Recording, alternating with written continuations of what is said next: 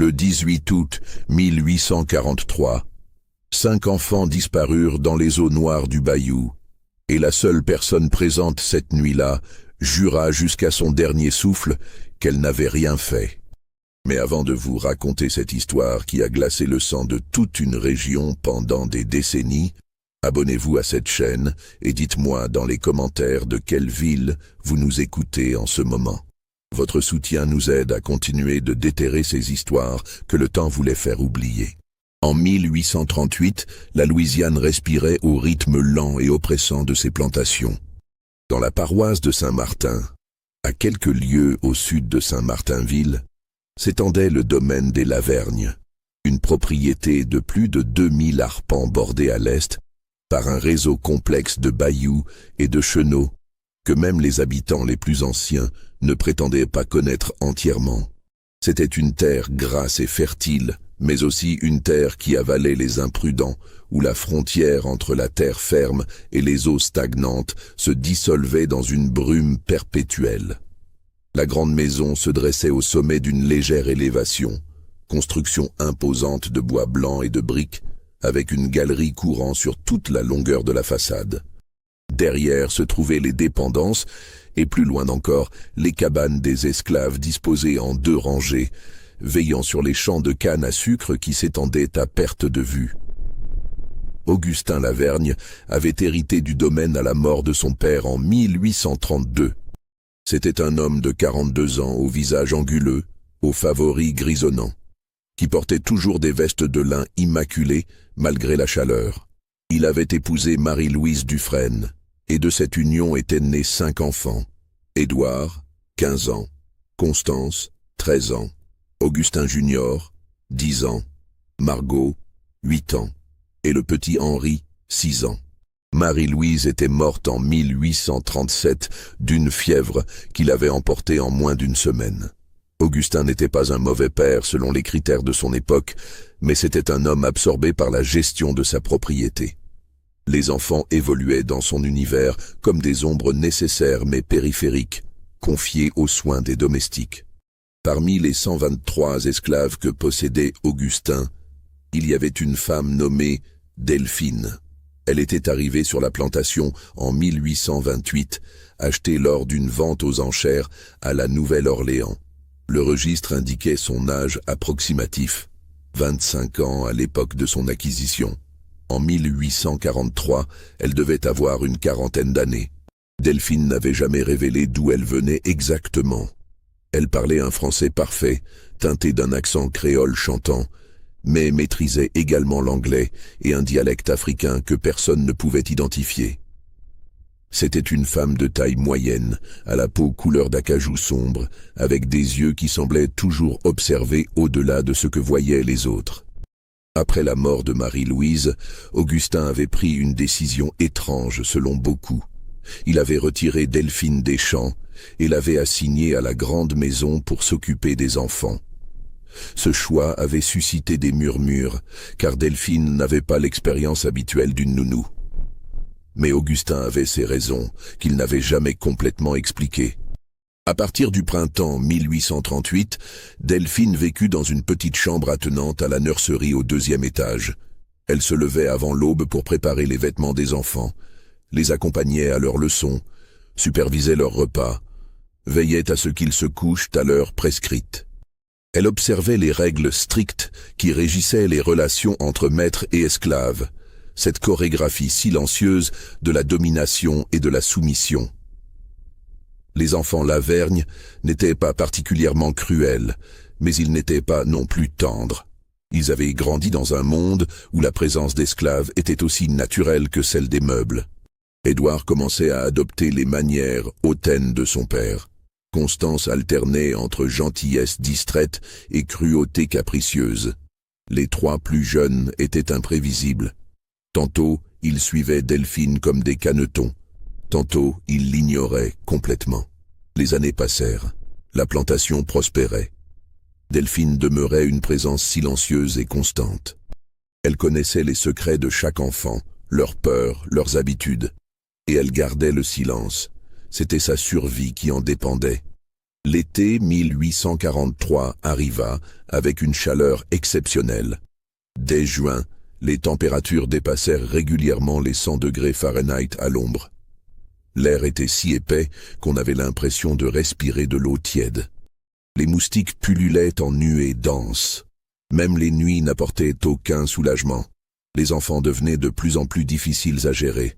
Enfermés dans la maison pendant les heures les plus chaudes, ils se querellaient constamment, harcelaient Delphine avec une irritabilité grandissante. Augustin lui-même était préoccupé. Les pluies du printemps avaient été insuffisantes et la canne souffrait. Il y avait des rumeurs troublantes, des outils qui disparaissaient, des feux mystérieux, des esclaves qui s'enfuyaient. La tension était palpable dans toute la région. Le 16 août, Augustin annonça qu'il devait se rendre à la Nouvelle-Orléans pour régler des affaires urgentes. Il prévoyait de partir le lendemain à l'aube et de revenir 3 jours plus tard. Édouard l'accompagnerait. Constance voulait aller aussi, mais Augustin refusa sèchement. La dispute s'envenima au dîner. Constance quitta la table en pleurs, claquant les portes. Le 17 août au matin, Augustin et Édouard partirent avant le lever du soleil. La maison sembla étrangement vide après leur départ. Delphine suivit sa routine habituelle. Le précepteur arriva à 9 heures.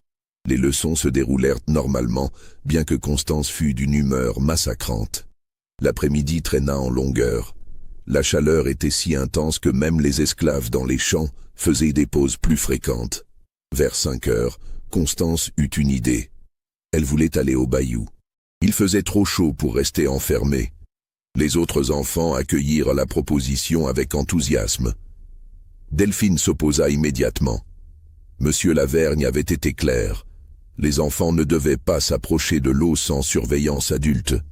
Les bayous étaient dangereux, mais Constance n'était pas d'humeur à obéir. Elle se tourna vers Delphine avec ce regard de mépris qu'elle avait développé. « Tu n'as pas à me dire ce que je peux faire, » dit Constance d'une voix glaciale. « Tu es une esclave, pas ma mère. Si je veux aller au bayou, j'irai, et si tu essayes de m'en empêcher, je dirai à papa que tu nous as frappés. Il te fera fouetter jusqu'à ce que ton dos ne soit plus qu'une plaie. » Les autres enfants regardèrent la scène avec malaise. Delphine resta immobile pendant un long moment, ses mains serrées. Quelque chose passa dans son regard. Puis elle hocha lentement la tête. « Très bien, je vais vous accompagner. » Ils partirent vers 6 heures moins le quart, quand le soleil commençait à teinter le ciel de rose et d'orange. Delphine marchait devant. Les enfants la suivaient. Le bayou qu'ils atteignirent après 15 minutes de marche était un bras d'eau sombre, large d'une dizaine de mètres, bordé de roseaux et de mousses espagnoles. L'eau était presque noire, opaque, reflétant le ciel comme un miroir terni. Il y avait là un petit ponton de bois construit des années auparavant. Le bois était gris et vermoulu, plusieurs planches manquaient, mais il tenait encore. Les enfants se précipitèrent vers le bout du ponton, poussant des exclamations ravies. Delphine s'assit sur la berge, à l'ombre d'un vieux chêne. De là, elle pouvait surveiller les enfants tout en restant à l'écart.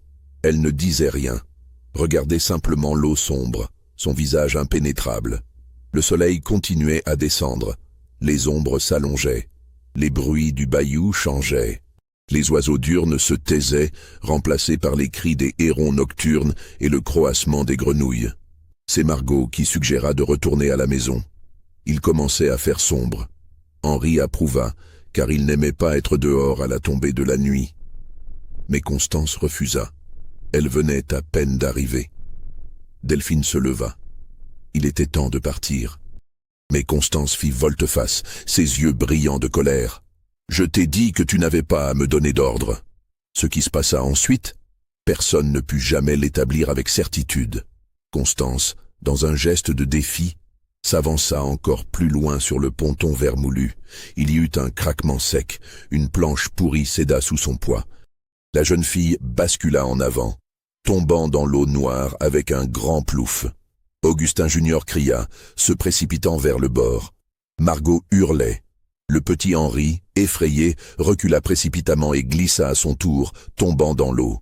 Augustin Junior, sans réfléchir, sauta pour secourir son frère et sa sœur. Margot, dans un mouvement de panique, sauta également. Delphine était déjà dans l'eau jusqu'à la taille, avançant contre la boue qui aspirait ses pieds.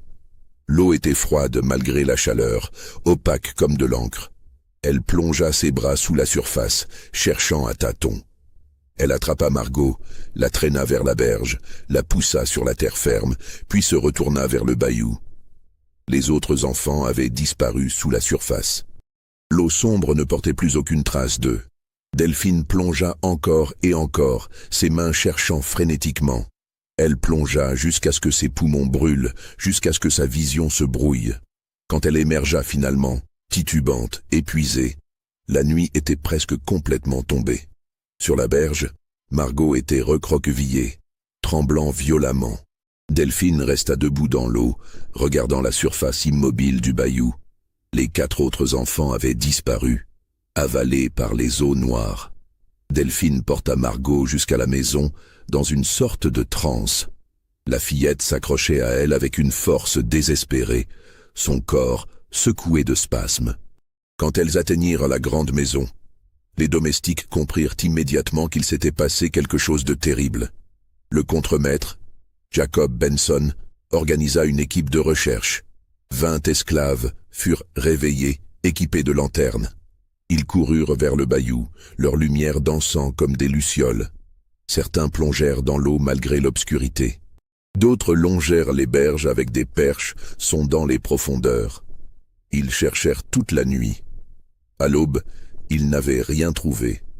Pas un corps, pas un vêtement, rien. Le bayou gardait ses secrets avec une indifférence absolue. Un messager partit au galop vers la Nouvelle-Orléans. Il atteignit Augustin dans l'après-midi du 18 août. Augustin écouta sans manifester d'émotion visible. Il pâlit légèrement, ses mains se crispèrent, mais il ne dit rien. Puis il se leva et quitta la pièce avec Édouard.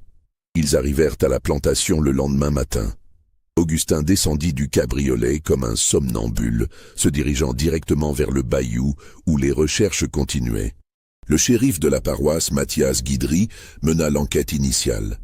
C'était un homme d'une 50aine d'années qui avait vu beaucoup de tragédies mais jamais rien de tel. Il interrogea Margot en premier, en présence de son père. La fillette pouvait à peine parler. Elle disait avoir vu ses frères et sa sœur s'enfoncer dans l'eau noire.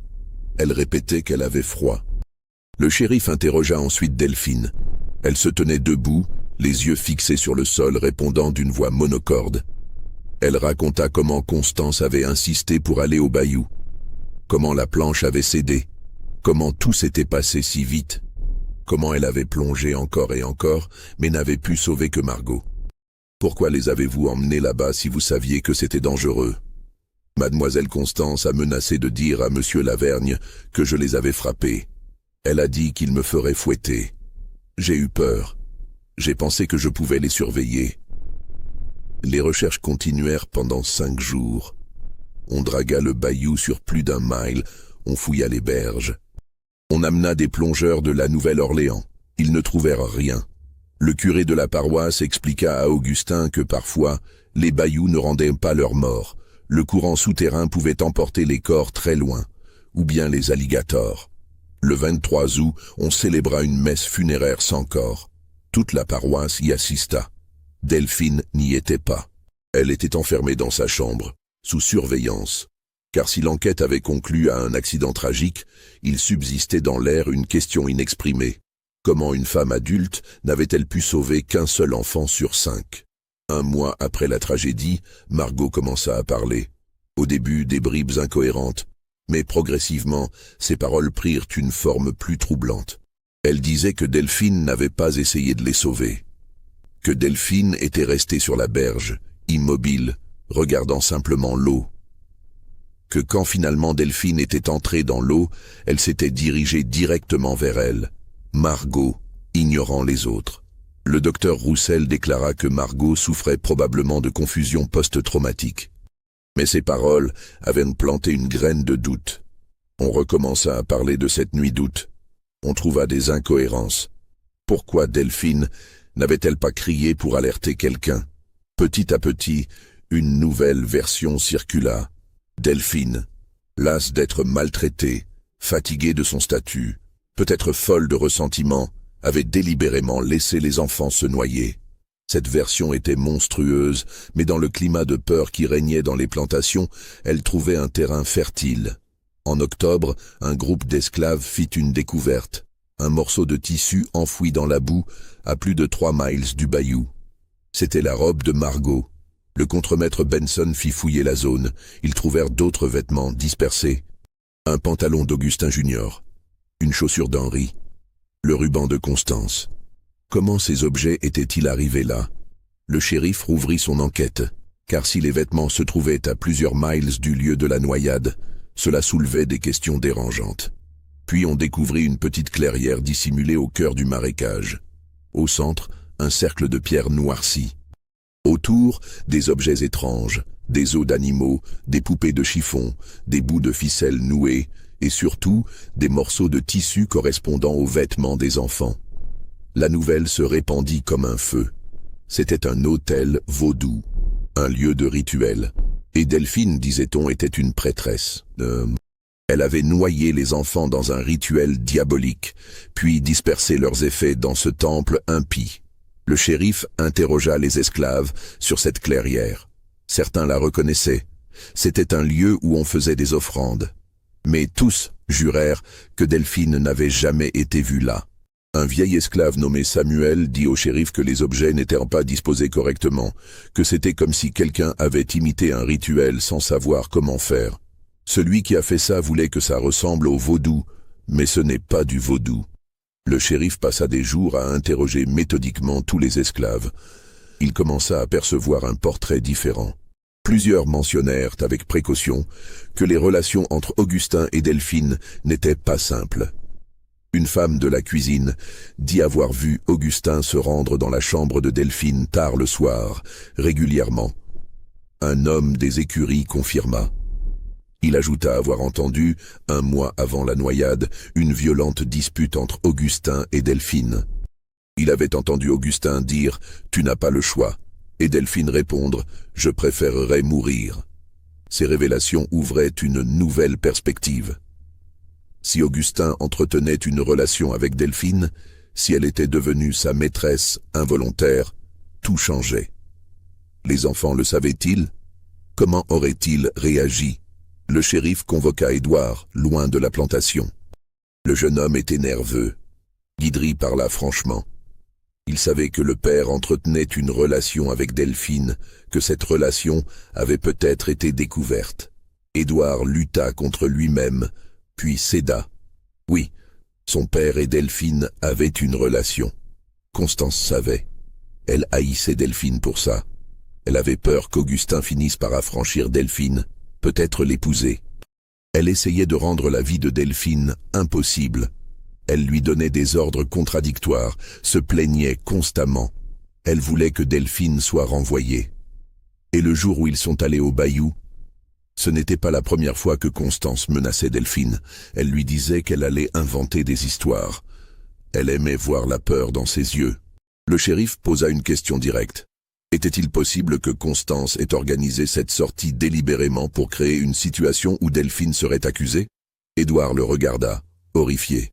Non, elle était cruelle, mais elle n'aurait jamais mis en danger ses propres frères et sœurs. Puis Édouard révéla autre chose. Le ponton. Les planches pourries qui avaient cédé. Son père avait ordonné qu'on le répare 2 semaines avant. Jacob Benson devait s'en occuper. Ça n'avait jamais été fait. Le shérif interrogea Benson, qui admit avoir remis la tâche à plus tard. Mais l'homme était plus nerveux qu'il n'aurait dû. Le shérif enquêta sur son passé. Il avait été renvoyé d'une plantation en Caroline du Sud après avoir été surpris avec une jeune esclave. Il y avait eu des rumeurs de relations inappropriées multiples. Le shérif confronta Benson. Progressivement, l'homme craqua. Oui, il avait essayé d'approcher Delphine. Elle avait refusé catégoriquement, menaçant de le dénoncer. Il était furieux, mais il jura qu'il n'avait rien fait aux enfants. En revanche, il admit avoir trouvé certains vêtements après la tragédie et les avoir cachés. Pourquoi? Parce que je voulais les utiliser contre elle, je voulais qu'on l'accuse, alors j'ai dispersé les vêtements dans le marécage. J'ai ajouté des objets près de la clairière pour que ça ressemble au vaudou. Le shérif ressentit du dégoût, mais cette révélation n'expliquait pas ce qui s'était réellement passé au bayou. Les enfants étaient-ils vraiment morts accidentellement? Ou Delphine avait-elle délibérément laissé se produire une tragédie? Le shérif reçut une lettre de Virginie en janvier 1844, après presque 3 mois d'attente. Augustin avait mentionné que Delphine venait d'une plantation où 2 enfants s'étaient noyés. La lettre du shérif du comté de Charles City confirmait l'essentiel. En juillet 1827, 2 enfants de la famille Rutherford, un garçon de 7 ans et une fille de 5 ans, s'étaient noyés dans un étang sur leur propriété. Une enquête avait été menée. Plusieurs esclaves, dont une nommée Delphine, avaient été interrogés. Le rapport concluait à une négligence parentale et aucune accusation criminelle n'avait été portée. Mais le shérif de Virginie ajoutait un détail troublant que Delphine n'avait pas mentionné. Quelques semaines avant la noyade, il y avait eu un incident lors duquel Delphine avait été fouettée pour avoir été surprise dans les appartements de Madame Rutherford, fouillant apparemment dans des objets personnels. Delphine avait prétendu chercher quelque chose qu'on lui avait demandé de récupérer, mais Madame Rutherford avait affirmé qu'elle mentait, qu'elle volait. La punition avait été sévère. 15 coups de fouet qui avaient laissé des cicatrices permanentes sur son dos. Cette information changeait tout. Si Delphine avait été fouettée par Madame Rutherford, cela lui donnait un mobile de ressentiment. Peut-être que la noyade des enfants Rutherford n'avait pas été un accident, mais une vengeance. Et si c'était vrai en Virginie, cela pouvait être vrai en Louisiane aussi. Constance avait menacé Delphine de faire en sorte qu'elle soit fouettée. Était-ce suffisant pour déclencher une rage meurtrière? Le procès commença en mars 1844, dans le tribunal de Saint-Martinville. La salle était bondée, remplie non seulement de planteurs et de leurs familles, mais aussi de curieux venus de toute la paroisse et même de paroisses voisines. L'affaire avait pris une dimension qui dépassait le simple drame d'une plantation.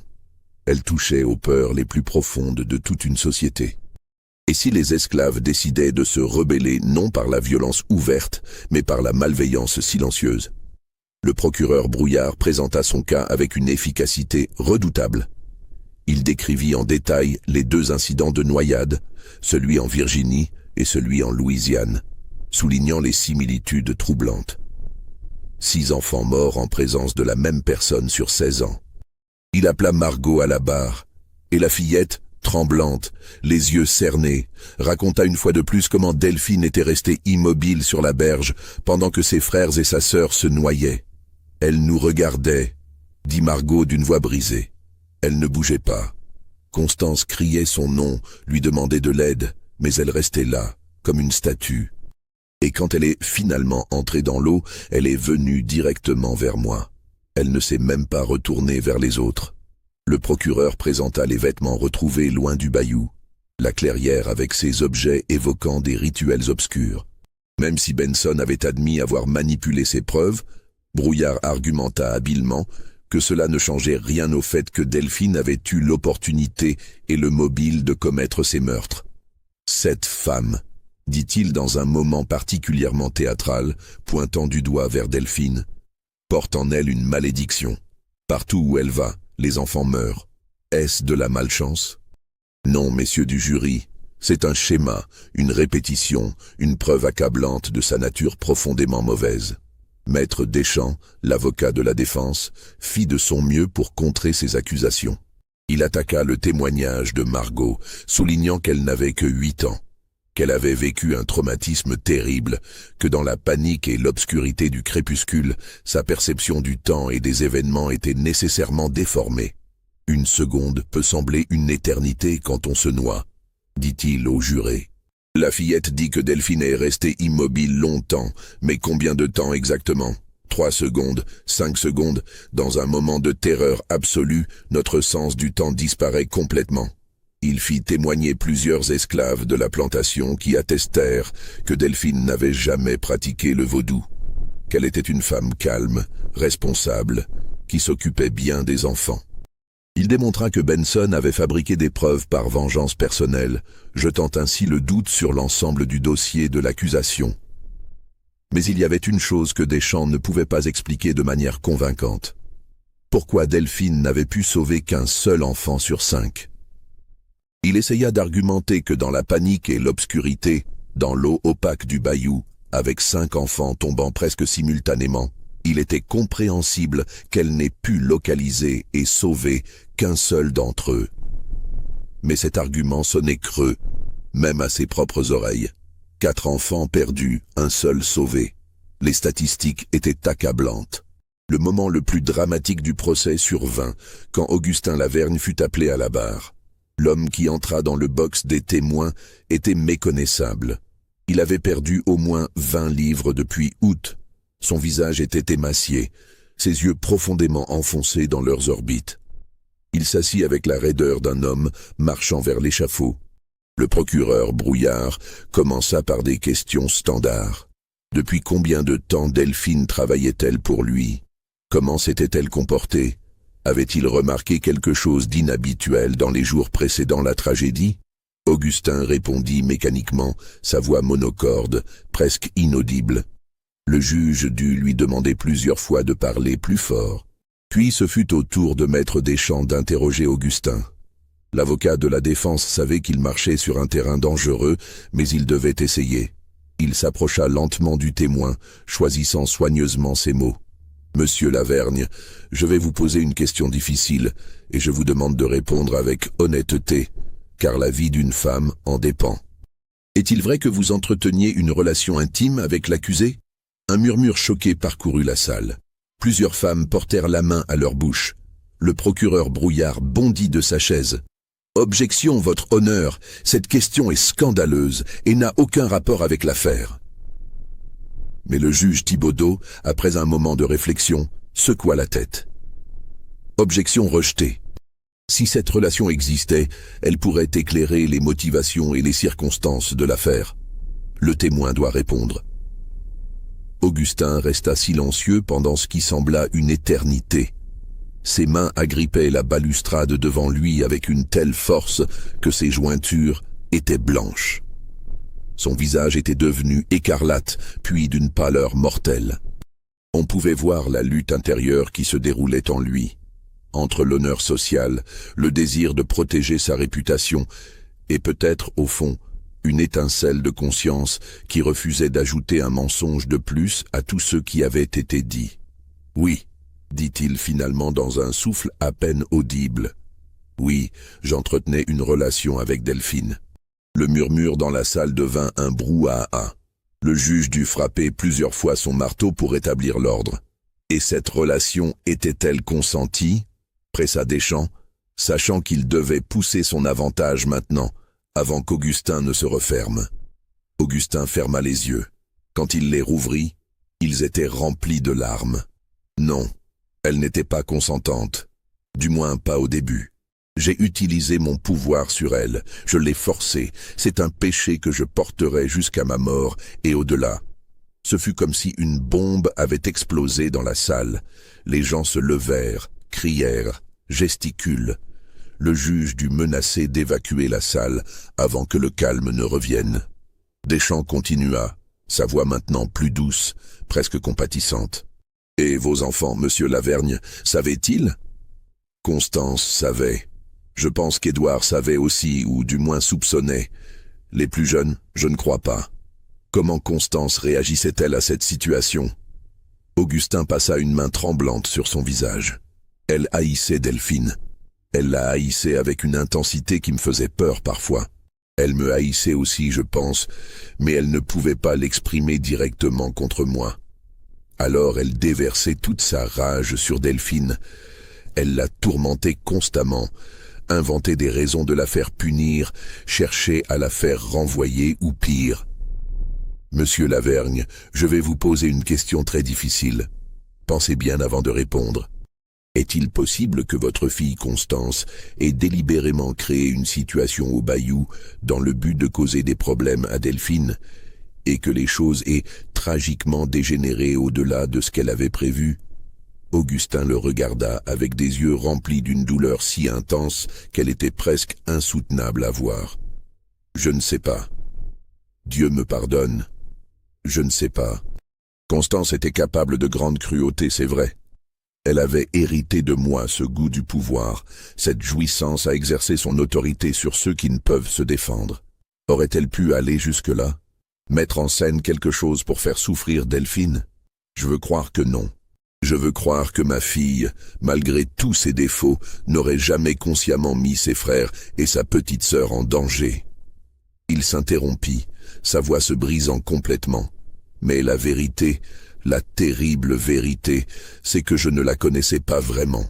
Aucun de mes enfants. J'étais trop occupé avec la plantation, avec mes affaires, avec mes péchés. J'ai perdu 4 enfants, et je ne sais même pas si leur mort est ma faute, la faute de Delphine, la faute de Constance, ou simplement un terrible accident. Je ne sais plus rien. Il éclata en sanglots, le visage dans ses mains, ses épaules secouées de spasmes violents. Le juge ordonna une pause. Édouard, qui était assis au premier rang, se leva pour escorter son père hors de la salle. Plusieurs personnes dans l'assistance pleuraient aussi, émues malgré elles par la douleur brute de cet homme. Cet épisode dramatique eut un effet inattendu sur l'atmosphère du procès. Certains spectateurs, qui étaient venus convaincus de la culpabilité absolue de Delphine, commençaient maintenant à douter. Si Augustin lui-même, le père des enfants morts, ne savait pas ce qui s'était vraiment passé, comment pouvaient-ils, eux, être certains? Si Constance était capable de telle cruauté envers Delphine, n'était-il pas possible qu'elle ait orchestré quelque chose qui avait tragiquement dégénéré? Mais d'autres, au contraire, virent dans les aveux d'Augustin une confirmation de la nature corrompue de toute cette situation. Une femme qui se laissait souiller par son maître, même forcée, ne pouvait être qu'une créature dépravée. Et la cruauté de Constance envers elle, c'était une réaction naturelle d'une jeune fille pure face à l'immoralité qui souillait sa maison. Le procès se poursuivit encore 2 jours. On appela des experts pour témoigner sur les courants du bayou, sur la profondeur de l'eau à différents endroits, sur les probabilités de survie lors d'une noyade. Un professeur de l'université de la Nouvelle-Orléans expliqua avec force détails scientifiques que dans l'eau trouble d'un bayou, au crépuscule, avec plusieurs personnes se débattant simultanément, il était extrêmement difficile de localiser et de secourir plus d'une personne. Son témoignage aida la défense, mais pas autant que Deschamps l'avait espéré. Des témoins de moralité furent appelés. Certains esclaves décrivirent Delphine comme une femme tranquille, travailleuse, qui s'occupait bien des enfants malgré les provocations de Constance. D'autres, interrogés par le procureur, mentionnèrent qu'elle était étrange, qu'elle parlait parfois seule, qu'elle connaissait des chansons dans des langues que personne ne comprenait. Puis vint le moment où le juge Thibaudeau demanda à Delphine si elle souhaitait faire une déclaration finale avant que le jury ne se retire pour délibérer. L'avocat Deschamps lui avait conseillé de rester silencieuse, craignant que tout ce qu'elle dirait ne soit mal interprété. Mais à la surprise générale, Delphine se leva. Elle se tint debout dans le box des accusés, sa robe simple et usée, contrastant avec les tenues élégantes des spectateurs. Ses mains n'étaient pas attachées, reposaient calmement le long de son corps. Pendant un long moment, elle ne dit rien, se contentant de balayer lentement la salle du regard, comme si elle gravait dans sa mémoire le visage de chaque personne présente. Son regard s'attarda particulièrement sur Augustin, sur Édouard, sur Margot qui était assise entre 2 domestiques. Quand elle parla enfin, sa voix était calme, claire, dénuée de toute trace de peur ou de colère. C'était une voix qui portait loin dans le silence absolu qui s'était installé dans la salle. Je vais vous dire une vérité que vous ne voulez pas entendre. Ce qui s'est passé au bayou ce soir-là, ce n'était pas un meurtre, ce n'était pas de la sorcellerie, ce n'était même pas vraiment un accident, pas au sens où vous l'entendez. C'était l'aboutissement logique, inévitable, de tout ce que cette maison, cette plantation, cette société tout entière sont devenues. Elle fit une pause, laissant ses paroles résonner. Vous voulez savoir pourquoi je n'ai pu sauver qu'un seul enfant?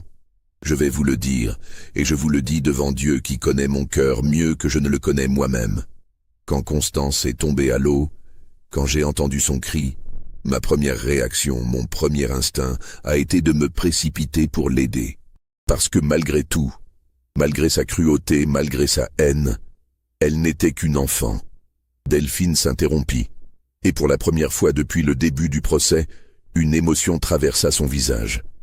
Ce n'était pas de la peur ni de la colère, mais quelque chose de plus profond, de plus douloureux. Mais alors, dans cette fraction de seconde, entre le cri et le moment où je me suis levé, j'ai pensé à quelque chose. J'ai pensé à toutes les fois où cette fille m'avait humilié, menacé, où elle m'avait regardé avec ce mépris absolu qui dit que je ne suis rien, moins qu'un animal, moins qu'un objet, hein. J'ai pensé à son père qui venait dans ma chambre la nuit et me prenait de force pendant que ses enfants dormaient de l'autre côté du mur. J'ai pensé à ces 15 années d'esclavage, à ces cicatrices sur mon dos que vous ne pouvez pas voir mais qui me font encore mal chaque jour, à toutes les indignités que j'ai subies en silence, parce que c'est ce qu'on attend de moi. Sa voix ne tremblait pas, mais il y avait maintenant dans ses yeux quelque chose qui fit frissonner plusieurs personnes dans la salle. Et pendant une seconde, juste une seconde qui a duré une éternité, j'ai hésité. J'ai regardé cette fille se débattre dans l'eau et j'ai pensé, pourquoi devrais-je la sauver? Pourquoi devrais-je risquer ma vie pour quelqu'un qui ne m'a jamais, pas une seule fois, considéré comme un être humain? Pourquoi sa vie vaudrait-elle plus que la mienne? Un murmure parcourut la salle. Le procureur Brouillard se leva à moitié, comme pour objecter, mais le juge lui fit signe de se taire d'un geste impérieux. Cette seconde d'hésitation, messieurs du jury, c'est mon crime. Pas le meurtre, pas la sorcellerie, pas même la négligence au sens où la loi l'entend. Juste un moment d'humanité où j'ai considéré ma propre valeur, ma propre vie, avant celle de ma maîtresse. Un moment où j'ai cessé d'être l'esclave parfaitement obéissante, et où je suis redevenu, brièvement, un être humain avec des sentiments, des pensées, une dignité. Elle fit face maintenant directement au jury, les regardant chacun dans les yeux. Mais ensuite, messieurs, ensuite j'ai fait ce que j'ai toujours fait.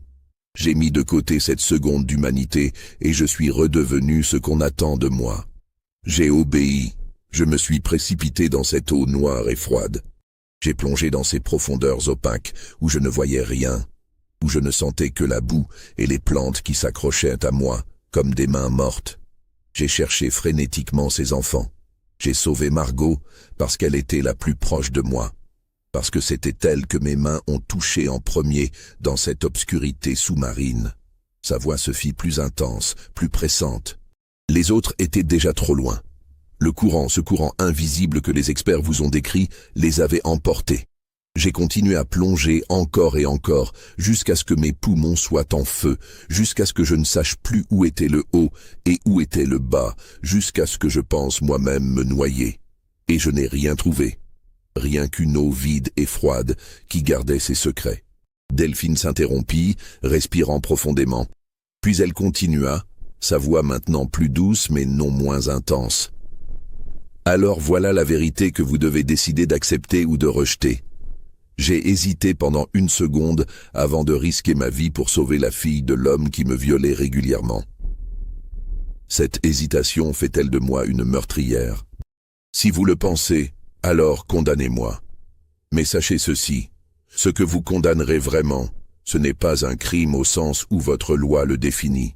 C'est un moment d'humanité dans un système qui nous refuse à tous, noirs comme blancs, notre humanité complète. Un système qui transforme les êtres humains en propriété, qui permet à un homme de posséder une femme et de la forcer, qui enseigne à des enfants qu'ils peuvent traiter d'autres êtres humains avec un mépris absolu sans conséquence. Elle se tourna maintenant vers Augustin et sa voix se fit presque douce. Monsieur Lavergne a dit qu'il ne savait pas si la mort de ses enfants était sa faute, la mienne, celle de Constance, ou un accident. Je vais lui dire ce que je pense. C'est la faute de tous. C'est la faute d'un système qui nous a tous corrompus, qui a transformé un homme en maître cruel, qui a transformé une jeune fille en tortionnaire, qui m'a transformé moi en quelqu'un qui a pu hésiter, ne serait-ce qu'une seconde, avant de sauver un enfant qui se noyait. Elle se rassit, et pendant un moment personne dans la salle ne bougea, ne parla, ne sembla même respirer. Puis, le juge Thibaudeau, reprenant ses esprits, ordonna au jury de se retirer pour délibérer. Les délibérations durèrent 3 heures, qui semblèrent une éternité. On pouvait voir les jurés à travers la fenêtre de la salle de délibération, gesticulant, argumentant, certains apparemment en colère, d'autres visiblement mal à l'aise. À 2 reprises, le contremaître du jury vint demander au juge des clarifications sur des points de droit. Dehors, sur la place, la foule attendait, spéculant sur le verdict, pariant même sur l'issue du procès. Quand le jury revint enfin, les visages étaient graves, fatigués. Certains jurés évitaient de regarder Delphine, d'autres la fixaient avec une expression difficile à déchiffrer. Le contremaître du jury se leva, tenant un papier dont ses mains tremblaient légèrement. Nous, le jury, trouvons l'accusée Delphine coupable d'homicide par négligence criminelle concernant la mort de Constance, Augustin Junior, Margot et Henri Lavergne. Non pas de meurtre avec préméditation, non pas d'homicide volontaire, mais d'homicide par négligence. C'était un compromis, une façon de reconnaître que quelque chose de terrible s'était passé sans pour autant affirmer que Delphine avait délibérément noyé les enfants. Un compromis qui ne satisfaisait personne complètement mais qui convenait à suffisamment de gens pour obtenir l'unanimité requise. Dans la salle, la réaction fut mitigée. Certains hochèrent la tête avec satisfaction, estimant que justice avait été rendue. D'autres parurent déçus, ayant espéré un verdict plus sévère. Quelques-uns, très peu, semblèrent troublés, comme s'ils n'étaient pas certains que justice ait vraiment été rendue. Delphine elle-même ne manifesta aucune réaction visible. Elle resta immobile dans le box des accusés, les mains posées calmement sur ses genoux, le visage aussi impassible qu'un masque. On ne pouvait dire si elle était soulagée, désespérée ou simplement résignée. Si cette histoire vous a donné des frissons, laissez un commentaire avec ce que vous pensez vraiment être arrivé. La vérité est-elle un accident, un meurtre ou quelque chose de plus complexe? Le juge Thibaudeau annonça qu'il prononcerait la sentence 1 semaine plus tard, après avoir consulté les précédents juridiques dans des cas similaires. Cette semaine fut étrange pour tous ceux qui étaient impliqués dans l'affaire. Delphine, dans sa cellule, sembla plus sereine qu'elle ne l'avait été depuis des mois. Elle mangeait normalement, dormait paisiblement. C'était comme si le fait d'avoir été jugée, même injustement peut-être, lui avait apporté une forme de paix. Elle avait dit sa vérité devant Dieu et les hommes. Le reste n'était plus entre ses mains. Le jour de la sentence arriva par un matin gris et pluvieux. La salle était de nouveau pleine, bien que l'atmosphère fût différente de celle du procès. C'était plus solennel, plus lourd. Tout le monde savait ce qui allait être prononcé. Il ne s'agissait plus de savoir si Delphine serait punie, mais comment. Le juge Thibaudeau, avec une gravité pesante, condamna Delphine à être pendue le 15 avril 1844, au lever du soleil, sur la place publique de Saint-Martinville. Il ajouta d'une voix qui résonnait dans le silence de la salle, que cette sentence servait d'exemple à tous ceux, esclaves ou hommes libres, qui négligeraient leurs devoirs et leurs responsabilités envers leurs maîtres et leurs charges. Des mots qui transformaient une tragédie humaine complexe en simple leçon de morale pour maintenir l'ordre social établi. Dans les semaines qui précédèrent l'exécution, Delphine reçut de nombreuses visites. Le père Arnaud vint presque tous les jours, apportant avec lui sa Bible usée et sa foi inébranlable. Il suppliait Delphine de se confesser, de demander le pardon divin, de se repentir de ses péchés avant de comparaître devant le jugement ultime. À chaque visite, elle refusait avec la même politesse ferme, la même sérénité qui déconcertait le prêtre. « Mon père, lui dit-elle lors d'une de ses visites, je n'ai rien à confesser que Dieu ne sache déjà. J'ai dit la vérité au tribunal. J'ai hésité pendant 1 seconde avant de risquer ma vie pour sauver ses enfants. Si cette hésitation est un péché, alors Dieu le sait et me jugera selon sa sagesse infinie. Mais je ne vais pas inventer des péchés que je n'ai pas commis juste pour satisfaire votre besoin de me voir repentante. » Le père Arnaud insistait. « Mais mon enfant, Vous ne comprenez pas. Sans confession, sans repentir, votre âme est en danger. Vous risquez la damnation éternelle. Delphine eut un sourire triste. Mon père, j'ai vécu une damnation pendant 15 ans. J'ai été forcé, violé, humilié, traité comme un animal. Si Dieu existe et s'il est juste, il comprendra. Et s'il ne comprend pas, alors sa justice n'est pas différente de celle des hommes qui m'ont condamné. Ces paroles scandalisèrent le père Arnaud, mais elles contenaient une logique que même lui ne pouvait complètement réfuter. Il continua ses visites jusqu'au bout, espérant jusqu'à la dernière minute que Delphine changerait d'avis. Des esclaves d'autres plantations trouvèrent des moyens de s'approcher de la prison malgré les interdictions. Ils venaient la nuit, murmurer des prières à travers les barreaux de la petite fenêtre de sa cellule, laissaient de petites offrandes qu'ils cachaient dans les buissons près du bâtiment, des fleurs sauvages, des morceaux de pain, des bouts de tissu noués d'une certaine manière. Pour eux, Delphine était devenue un symbole, une martyre. Son exécution n'était pas une punition juste, mais un sacrifice exigé pour maintenir le système qui les opprimait tous. 3 jours avant l'exécution, alors que la nuit était tombée et que la prison était silencieuse, une visite inattendue arriva. Un cabriolet s'arrêta devant le bâtiment et Augustin Lavergne en descendit seul. Il demanda à voir Delphine. Le shérif Guidry, qui était de garde cette nuit-là, hésita longuement. C'était hautement irrégulier. Mais en voyant le visage d'Augustin, ce masque de douleur et de désespoir, il finit par accepter. Il les laissa seuls, se retirant dans le couloir, assez loin pour ne pas entendre les paroles échangées, mais assez près pour intervenir si nécessaire. Ce qui se dit entre Augustin et Delphine cette nuit-là, personne ne le sut jamais avec certitude. La conversation dura près d'1 heure. Ceux qui étaient dans la prison rapportèrent avoir entendu, à travers les murs épais, des sons étouffés, peut-être des pleurs, peut-être des mots murmurés avec une urgence désespérée, peut-être des accusations, des excuses, des aveux, ou peut-être juste le silence chargé de 15 années de secrets partagés, de crimes communs, de culpabilité mutuelle. Quand Augustin ressortit finalement de la cellule, le shérif fut frappé par sa transformation. L'homme qui émergea dans le couloir faiblement éclairé n'était plus qu'une coquille vide. Son visage était ravagé par les larmes, ses yeux rouges et gonflés comme s'il avait pleuré pendant toute l'heure. Ses mains tremblaient si violemment qu'il ne parvenait pas à boutonner son manteau. Le shérif dut l'aider, le soutenir même pour marcher jusqu'à la sortie. Augustin ne prononça pas un seul mot, ne regarda personne. Ses lèvres remuaient silencieusement, comme s'il priait ou se parlait à lui-même.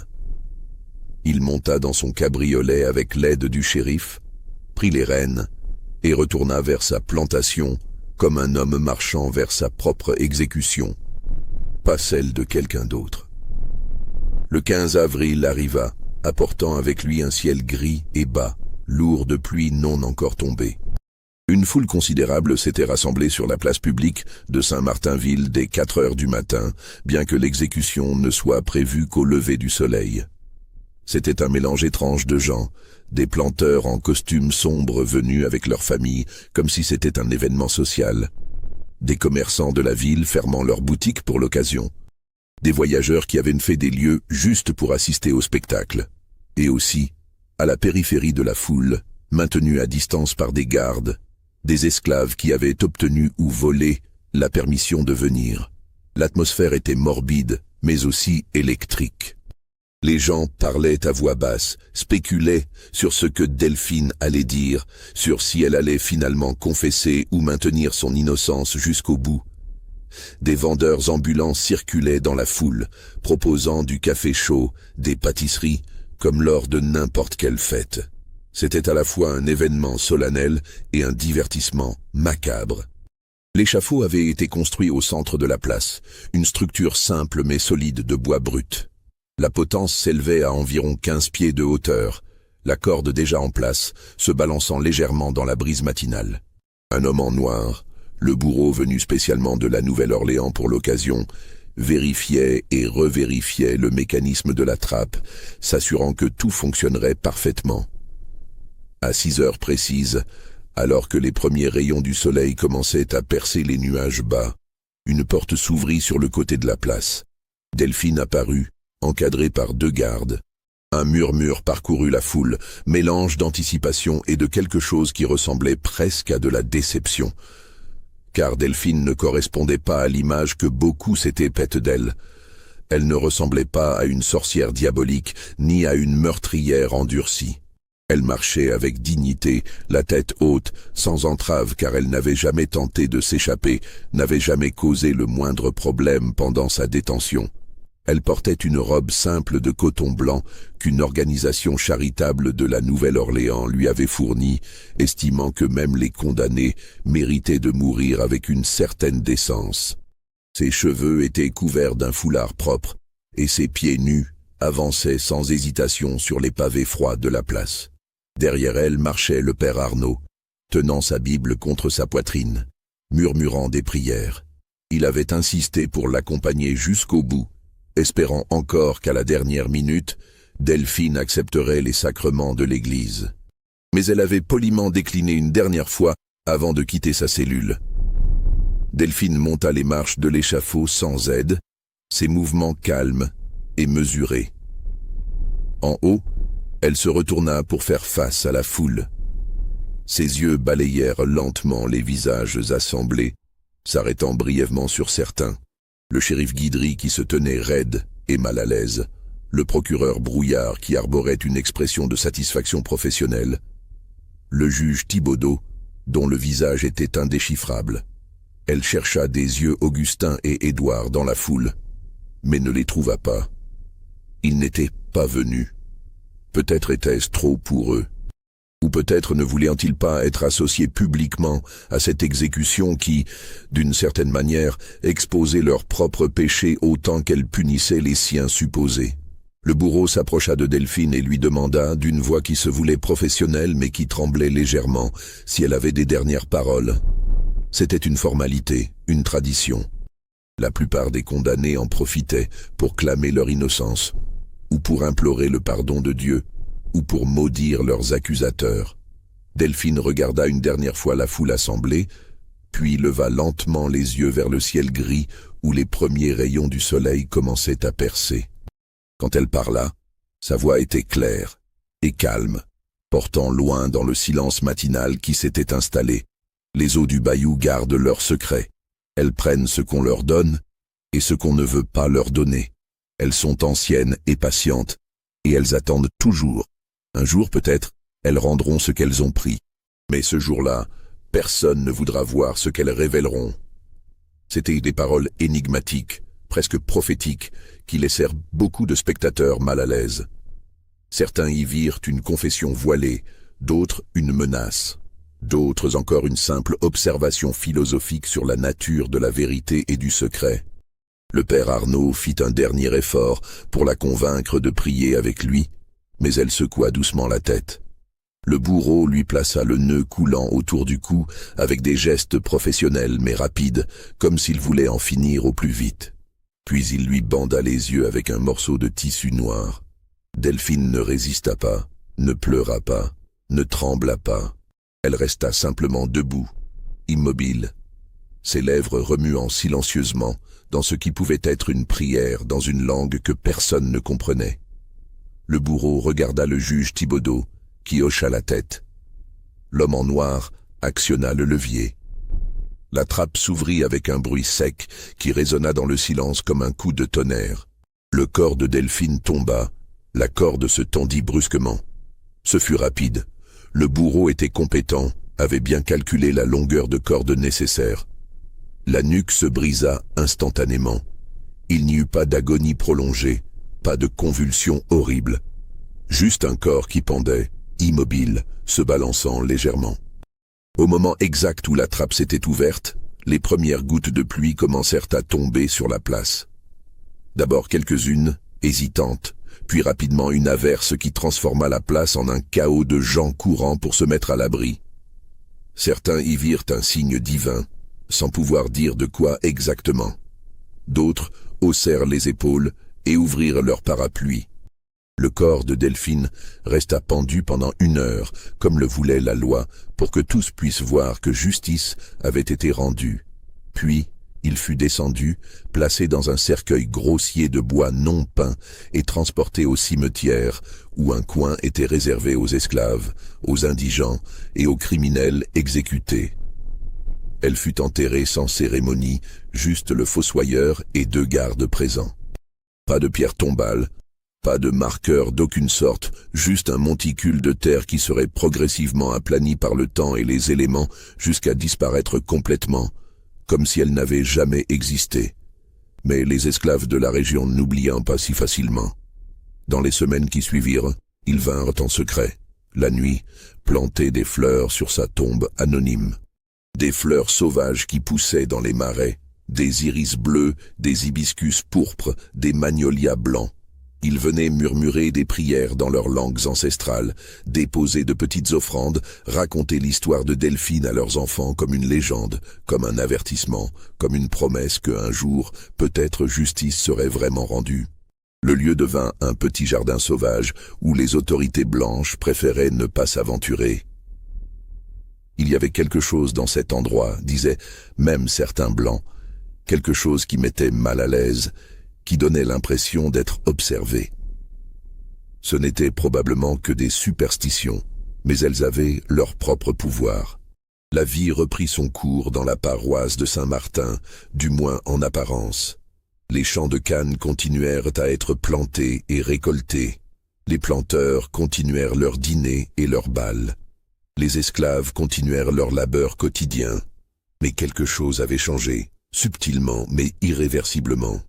Les planteurs regardaient leurs esclaves avec une méfiance nouvelle, se demandant ce qui se cachait derrière ces visages impassibles, quels ressentiments s'accumulaient silencieusement. Les esclaves, eux, chuchotaient entre eux l'histoire de Delphine, qui devint une sorte de légende, transformée et embellie à chaque répétition jusqu'à ce qu'il devienne impossible de distinguer la vérité du mythe. Augustin Lavergne ne se remaria jamais. Il continua à gérer sa plantation avec une efficacité mécanique, mais ceux qui le connaissaient disaient qu'il n'était plus vraiment vivant, juste une coquille vide, accomplissant des gestes familiers. Il ne parlait presque plus, passait des heures seul dans son bureau, fixant des documents qu'il ne lisait pas vraiment. La nuit, on l'entendait parfois marcher dans les couloirs de la grande maison, comme s'il cherchait quelque chose ou quelqu'un qu'il ne trouverait jamais. Édouard prit progressivement le contrôle des opérations, se révélant un administrateur compétent mais impitoyable. À 18 ans, il gérait pratiquement seul une plantation qui employait plus de 100 esclaves. Il parlait peu de ce qui s'était passé, ne mentionnait jamais ses frères et sœurs disparus, traitait toute l'affaire comme un chapitre fermé de sa vie. Margot, la seule enfant survivante, grandit hantée par cette nuit au bayou. Elle ne parlait presque plus, passait ses journées assise près de la fenêtre de sa chambre, regardant vers les marais avec une expression vide. Elle refusait d'aller près de l'eau, paniquait si on essayait de l'emmener même jusqu'à la mare aux canards, près de la maison. Elle ne se maria jamais, ne quitta jamais la plantation. Elle mourut à 32 ans, d'une fièvre que les médecins ne purent identifier, murmurant dans son délire des phrases incohérentes sur l'eau noire et les voix qu'elle entendait l'appeler. Jacob Benson fut discrètement renvoyé après le procès, avec juste assez d'argent pour quitter la région. Il disparut complètement, et personne ne chercha vraiment à savoir ce qu'il était devenu. Certains disaient l'avoir aperçu au Texas, d'autres en Arkansas. Mais c'était peut-être juste des rumeurs, des ombres d'un homme qui avait préféré se fondre dans l'obscurité plutôt que d'affronter les conséquences de ses actes.